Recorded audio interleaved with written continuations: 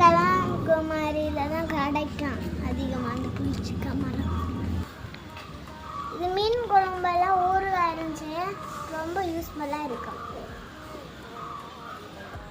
நான் இப்போ ஒரு காய் பறிச்சு சாப்பிட போகிறேன், வாங்க சாப்பிட்டு போகிறேன்.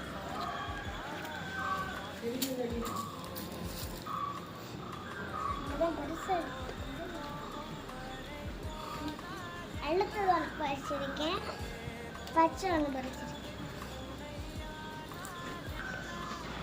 வாங்க இந்த ரெண்டையும் டேஸ்ட் பண்ணி பார்ப்போம்.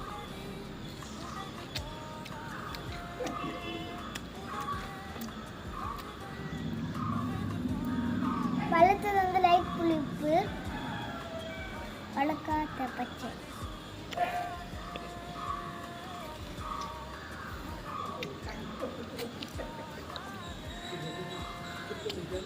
நல்ல பச்சை, நல்ல புளிப்பாக இருக்கு. என் வீடியோ பிடிச்சிருந்தா லைக் பண்ணுங்க, ஷேர் பண்ணுங்க, கமெண்ட் பண்ணுங்க, மறக்காம என் சேனலை சப்ஸ்கிரைப் பண்ணுங்க.